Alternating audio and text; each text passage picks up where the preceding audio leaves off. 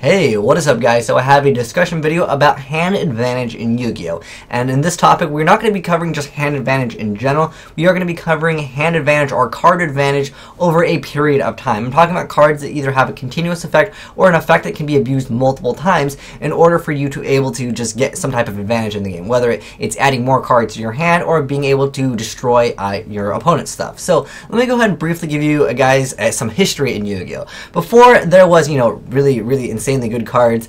There was cards like Sword of Revealing Light and Gravity Bind, which a lot of players use in combination with some of these cards. Some of those cards were Swarm of Scarabs, Swarm of Locusts, Dreamtown, and Deslocuta. I mean, these cards are really old school. Basically, all these monsters had some effect where you could, continuously abuse them if you were able to protect them. Now, there are so many cards in Yu-Gi-Oh! Right now which you really don't have to protect that hard. I mean, obviously, with most of them being continuous, you're able to just throw them out on the field, and there's no risk that you're doing by just activating one of these cards.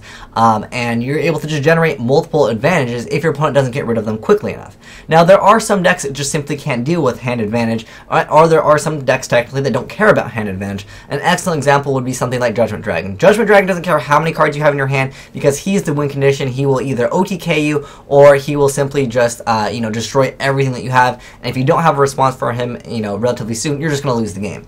Now, the thing is, there are cards like Gear Armor which have an insane effect. Not only does he have way too much defense for his effect, but he's able to reset himself on his own. Now, with cards like Swarm of Scarabs and Swarm of Locusts, these cards are not very strong. I mean, they have, 1,000 defense and then 500 defense. So they're not very strong at all. Plus, you have to have other cards to protect them, because these cards aren't even flip effects. They are when this card is flip summoned. Now, Gear Armor, he still gets his effect when he is flip face up, regardless if you attack into him and he gets flip face up, or if you flip summon him himself. So, Yu-Gi-Oh! I know is a game where it has to evolve and the cards technically have to get better in the game.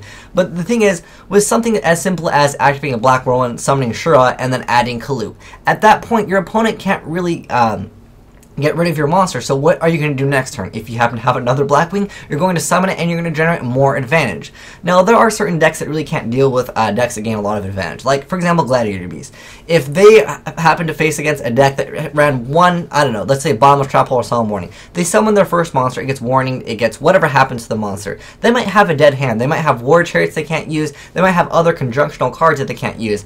Another excellent deck for an example of that would be something like Infernities. Sometimes you open up with way too many monsters, you have barriers, you have Inferni breaks, you simply cannot use all the cards in your hand.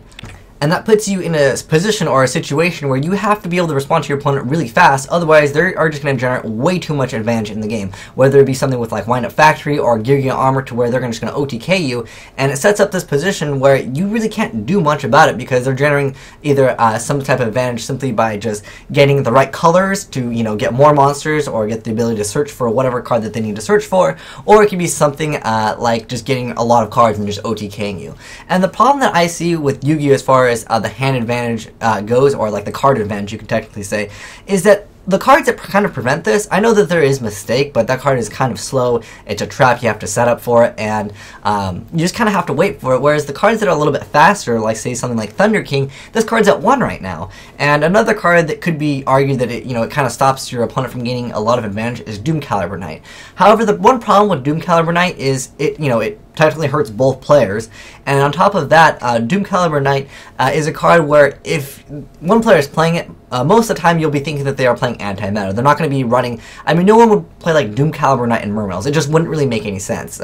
But what I'm saying is that usually when a player is going to be playing Doom Caliber Knight, you're going to guess it's anti-meta. And at that point, you might have cards like Maxi or Effect, where you're like, well, okay, if they're playing anti-meta, they're not going to be able to generate huge advantage. I'll just discard Maxi, and they are forced to activate Doom Caliber Knight's effect. So you can kind of counter the anti-meta with your meta deck, which is kind of strange in Yu-Gi-Oh! To say, but, that technically does happen. So I just want to kind of get your guys' thoughts and opinions on cards that are continuous, that generate lots of advantage in the game, whether it be adding cards or destroying cards.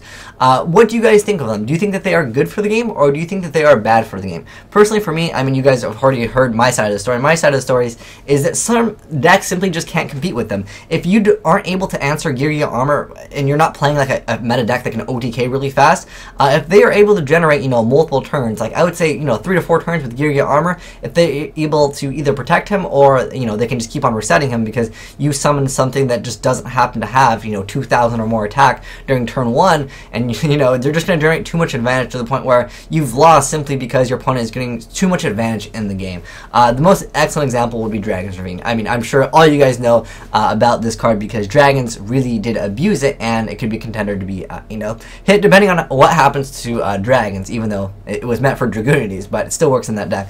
But like I said, guys, I'd like to know your guys' opinions and thoughts. Do you think it's good for the game or bad for the game? Like I said, I do know that there are certain decks that simply just don't care about it, but you know, that isn't you know, the whole aspect of the game in Yu-Gi-Oh! It's not just towards catering certain decks that just don't, you know, care about hand advantage. There are other people that only want to stick to playing, you know, slower decks. You know, this is a very slow deck.